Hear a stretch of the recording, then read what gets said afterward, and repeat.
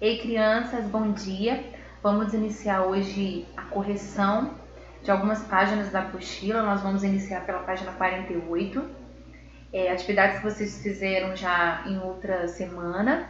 Hoje será uma aula apenas de correção, tá? Então peguem a apostila de vocês, corrijam junto comigo para que fique tudo bem certinho, bem fundamentado na apostila de vocês.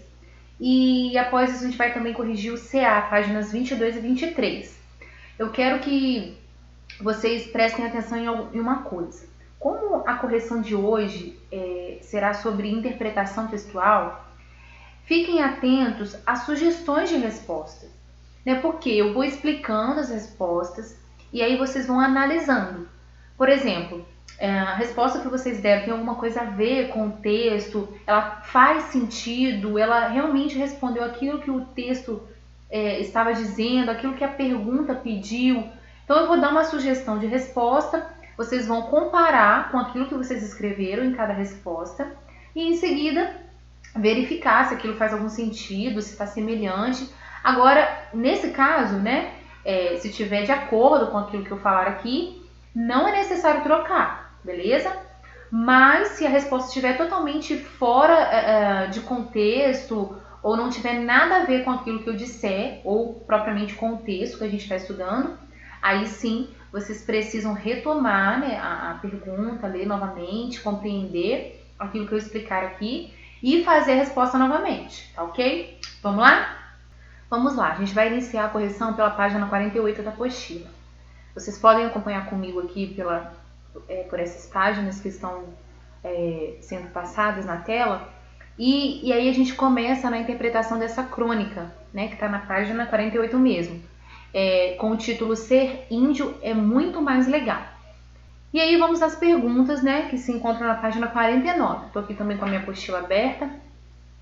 Vamos lá. Primeira pergunta é sobre o autor da crônica, né, o Fernando Bonassi. E aí pede pra gente conversar sobre isso e tal. Vocês podem encontrar informações sobre ele logo aqui, ó, ao lado da crônica mesmo, tá? Acredito que todos tenham lido.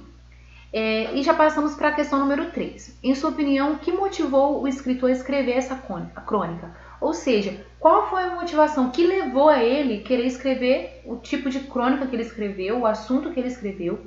E aí a gente tem uma sugestão de resposta, foi o que eu acabei de falar para vocês. Por que ele escreveu essa crônica? Possivelmente ele escreveu essa crônica levando em consideração, né, a sociedade que a gente vive hoje. Então, provavelmente o motivo foi por perceber os problemas da sociedade, a falta de respeito, porque as pessoas não se respeitam mais, né, as questões de intolerância, muita violência, agressividade, falta de respeito mesmo. E aí, isso motivou ele a escrever justamente uma crônica que falasse sobre esse assunto. Então foi justamente sobre isso, possivelmente sobre isso, né? Por causa disso, aliás. Por causa da nossa sociedade, da violência, né? Também da falta de respeito. Né? Tudo que a gente vive na nossa realidade. Né? Então isso possivelmente motivou ele, ok? Na questão 4, é perguntado qual é o objetivo da crônica, ou seja, por que ela foi escrita, né? Nós temos aí também uma sugestão, ou seja, ela foi escrita, primeiro, claramente a gente entende que essa crônica ela veio para fazer uma crítica. O que ela está criticando, né? Na verdade, está criticando o comportamento social das pessoas, a falta de respeito, né? A falta de amor pelo próximo. E juntamente com isso, com essa crítica, né, sobre a falta de respeito, sobre a violência, falta de amor pelo próximo, a crônica também ela mostra um pouco, né, sobre os indígenas. Fala um pouco sobre a vida indígena, os valores indígenas e faz uma comparação entre os índios e as pessoas ditas urbanizadas, né, que moram em cidades grandes, que se dizem educadas, mas na verdade, quando tem que demonstrar respeito, não demonstram. Então, o objetivo dessa crônica, resumidamente, é fazer uma crítica, né, em relação aos valores sociais que estão se perdendo, né, que é o respeito, o amor pelo próximo, e também mostrar como os indígenas vivem, né, quais são os comportamentos que eles têm, ok? Passamos então para 5. em sua opinião, vou marcar aqui, vai ficando mais fácil de vocês acompanharem. Em sua opinião, quando o autor escreveu essa crônica, quem ele imaginava que seriam seus leitores? Aí, como está em sua opinião, de repente você vai dar uma resposta totalmente diferente da minha, mas eu vou aqui sugerir algo para vocês, vou fundamentar. Vamos lá. Provavelmente o autor aqui ele estava pensando em crianças. Por quê? O narrador da crônica também é uma criança. Isso já indica que quando o autor escreveu a crônica, ele já estava pensando nesse tipo de público, infantil. Outra coisa, ele também usa uma linguagem mais simples, né? Uma linguagem que a gente usa mais na fala, na oralidade, não tanto na escrita. Esses dois aspectos, tanto o narrador da história, lá, da crônica, ser uma criança, né? Uma própria criança está contando a crônica, e também a forma da escrita, né? Uma escrita mais simples, isso indica que ele quis atingir um público infantil, tá? Então ele pensou aí que os leitores com certeza seriam crianças, ok? Quem é o narrador da história? Número 6. O narrador da história é uma criança.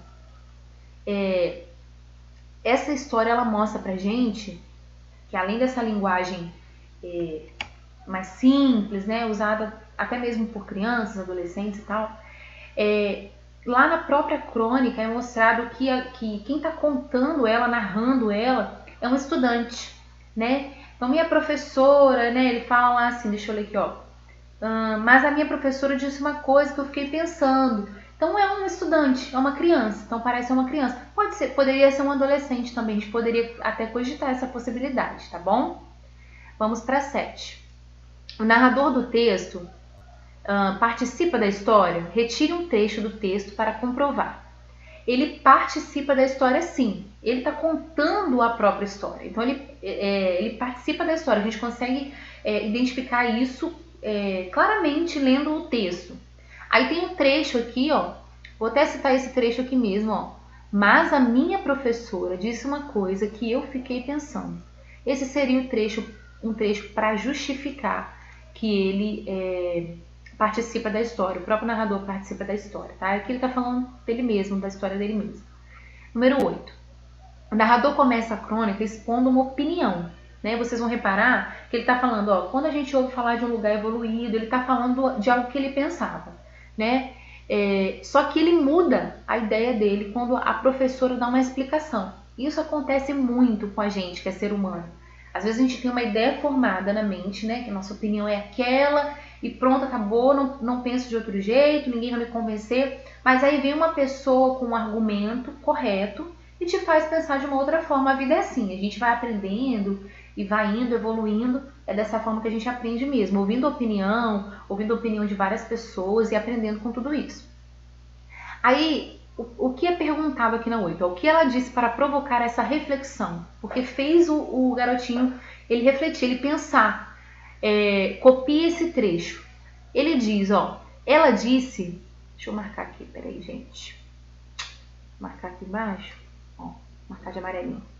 Ela disse que um lugar evoluído é aquele onde as pessoas respeitam as outras. Olha que interessante o argumento que a professora usou para convencer o garoto, né? Ela deu uma explicação para ele, que fez ele repensar aquilo que ele já tinha formulado na mente dele, mostrando que um lugar evoluído não é um lugar onde só tem prédios altos, uma cidade evoluída na questão estrutural, casas, prédios e tudo mais.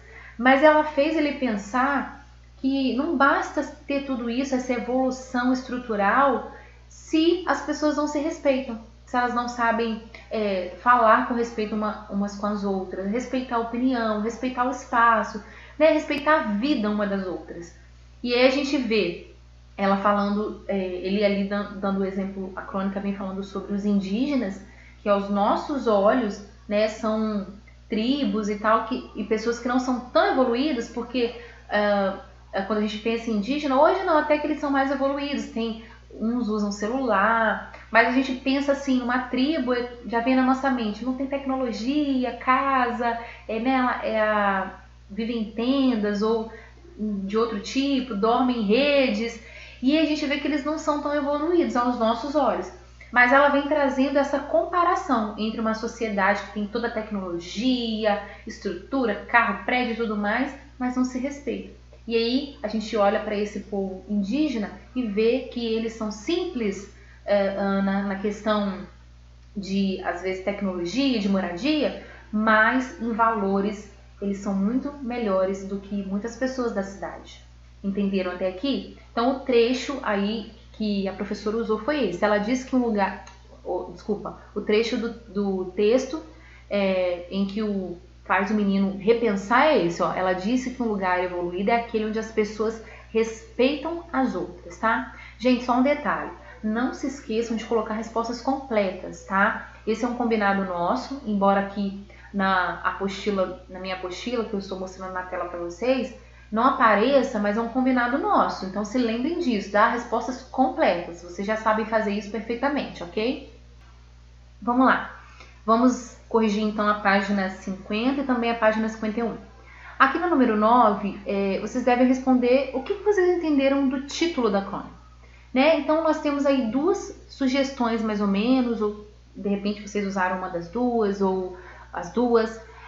Quando a gente lê ser índio é muito mais legal, nós entendemos que a vida dos indígenas parece ser muito mais interessante, né? Ou seja, contato com a natureza, harmonia com os animais.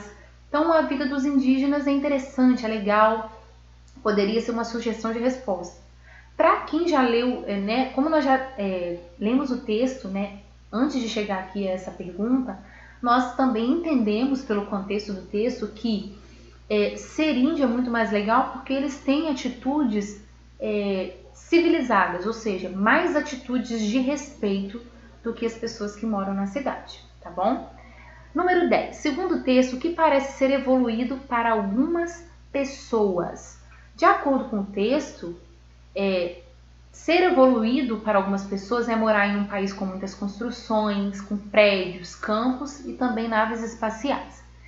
Como você imagina ser o dia a dia de um índio? Aqui é uma resposta um tanto quanto pessoal, mas vamos lá algumas sugestões. Imaginamos que os índios eles vivem em contato com a natureza, vivem livres, sempre em harmonia com os animais, também tem afazeres diários, como mexer com plantas, caçar, que é uma coisa interessante, ajudam uns aos outros em todas as tarefas diárias. E aí vocês podem, né, argumentar aí conforme o conhecimento de vocês, tá ok? Número 12. Você acha que apenas os indígenas podem viver com respeito uns aos outros? Olha, aqui a gente sabe que claramente não, né? Quem respondeu sim precisa rever e repensar essa pergunta. Por quê? Na verdade, não somente os indígenas podem viver com respeito, mas todas as pessoas têm essa possibilidade.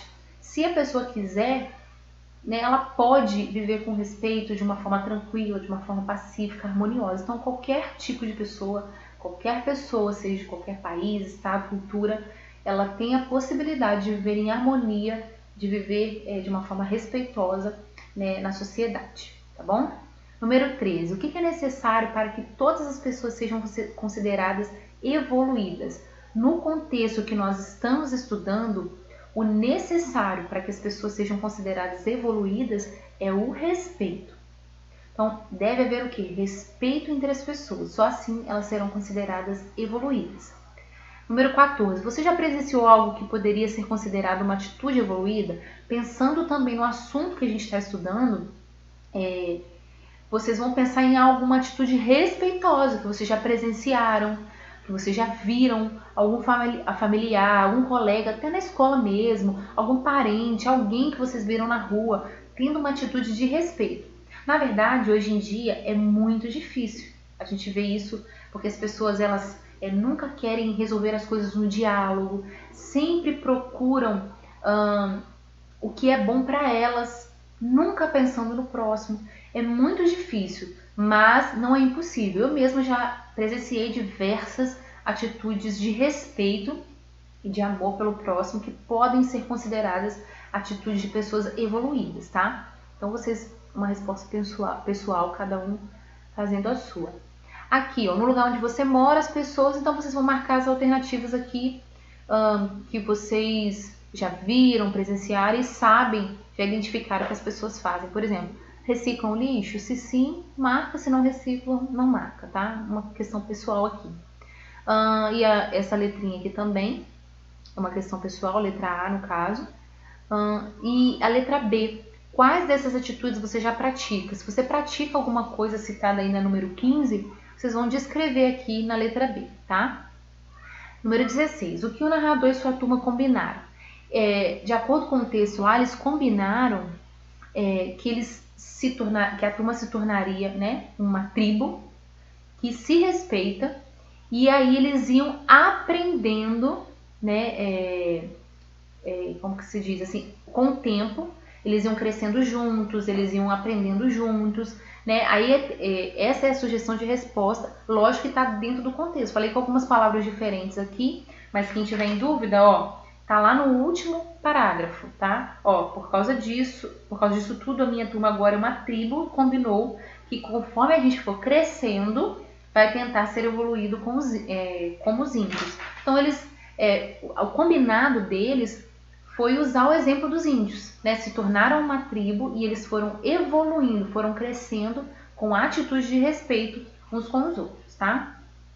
Em sua opinião, que dificuldades impedem as pessoas de serem evoluídas? Aqui também acredito que serão diversas respostas, né? Muitas respostas diferentes, mas alguns exemplos, ó. O estresse, a falta de respeito, a impaciência, as pessoas hoje estão muito impacientes. Também a ganância, a falta de empatia. Empatia é você se colocar no lugar do outro. Ou seja, quando eu me coloco no lugar do outro, eu consigo identificar a reação que eu gostaria também que a pessoa tivesse comigo. Então, a empatia é muito importante nos dias de hoje. O egoísmo também é muito... atrapalha muito as pessoas serem evoluídas e respeitosas, né? E aí acredito que cada um, quem quiser complementar de repente a resposta, também fica à vontade. Número 18. Na crônica é possível reconhecer em que época o fato narrado aconteceu? Não é possível, gente. Não existe claramente um dia, uma data que mostre quando o fato aconteceu. Mas nós podemos identificar que o tema ele é atual, tá? Mas não tem como reconhecer quando aconteceu esse fato, tá? Na número 19, assinale a opção em que o termo indicado, entre parênteses, não se refere à expressão destacada no trecho. Vou diminuir aqui um pouquinho que estava cortando. Ó, a alternativa aí é a D, porque vamos ler. Os índios estão aqui faz tempo. A palavrinha, a expressão que está entre parênteses, é na televisão. Se a gente trocasse essa expressão por aqui, que está destacada na frase, ó, os índios estão na televisão faz tempo. Não seria correto de acordo com o que a gente leu lá no texto. Por quê? Nesse trecho aí, ó, os índios estão aqui, esse aqui não se refere à televisão, na televisão, mas se refere ao Brasil, ok? Então aí há uma incoerência. É diferente, por exemplo, da letra A, ó. Ela diz que um lugar evoluído, ela quem? Entre parênteses está a expressão, a palavra professora. Ela se refere realmente à professora, mas no caso da letra D, a palavra aqui não se refere à televisão, se refere ao Brasil, tá? Então é essa daí que vocês devem marcar. Aí nós passamos então para as páginas, na verdade, 52 e 53. E aqui são respostas pessoais. Vou fazer só um comentário apenas, porque eu gostei muito das respostas de alguns de vocês, né? Onde vocês disseram sobre a falta de respeito, que é preciso se respeitar mais. Alguns colocaram falar mais baixo, fazer menos bagunça na sala de aula. Achei bem interessante a resposta de vocês. E eu espero que nós, assim, sempre possamos querer melhorar, né? Hoje a gente não está na sala de aula, mas a gente vai voltar em breve, se Deus quiser, e que a gente coloque tudo isso que vocês colocaram aqui escrito em prática, na nossa vida em geral, seja na sala de aula, dentro da nossa casa, com os pais de vocês, professores, amigos, parentes, tá bom, gente? Gostei muito das respostas, dos argumentos, das explicações que vocês usaram, foi bem bacana, tá ok? Agora nós passamos para a correção das páginas 22 e 23 do CA, onde vocês leram a crônica Medo é o Maior Barato. Tá? Vamos para a correção aqui na página 23. A crônica Medo é o Maior Barato tem o objetivo de entreter o leitor, porque de alguma forma ela distrai o leitor, traz uma distração para a gente que está lendo, tá ok? Você acha, número 3, você acha que o autor da crônica utiliza uma linguagem que o aproxima do leitor? Ou seja, o autor, ele tenta se aproximar de quem está lendo a crônica? E por quê? Sim, ele usa uma linguagem que o aproxima do leitor, sim. Porque é uma linguagem informal. Ou seja, aquela linguagem que eu já expliquei para vocês na sala, que é uma linguagem que a gente usa na forma falada, na oralidade. Então, o autor, ele utiliza uma linguagem que o aproxima do leitor, sim, por ser uma linguagem informal. E a gente percebe isso pela expressão que ele usa a gente, né? A gente usa mais na fala, não na escrita. Na escrita a gente substituiria por nós. E também porque ele interage com o leitor fazendo perguntas a ele, entendeu? Então, ele utiliza por esses dois motivos. Porque ele usa uma linguagem informal, né? E também porque ele interage com o leitor fazendo perguntas, ok? Vamos para 4. Assinale um X nos meios de comunicação em que é possível ler uma crônica. Nós temos três alternativas corretas. Jornais e revistas, a gente acha muita crônica. Livros também é possível ler crônica. E internet também. Cartazes não é um suporte comum de vermos crônica, ok? Então, as primeiras 3 opções. Na crônica, utiliza-se um tom de conversa ou bate-papo informal. Foi o que eu acabei de falar acima. Uma linguagem mais informal, um bate-papo, algo mais descontraído, ok? A emoção que fascina o autor é o medo. Já no início da crônica, ele fala sobre isso, o próprio título, né? Então, o tipo de emoção que fascina ele, que enche os olhos dele, é o medo, tá?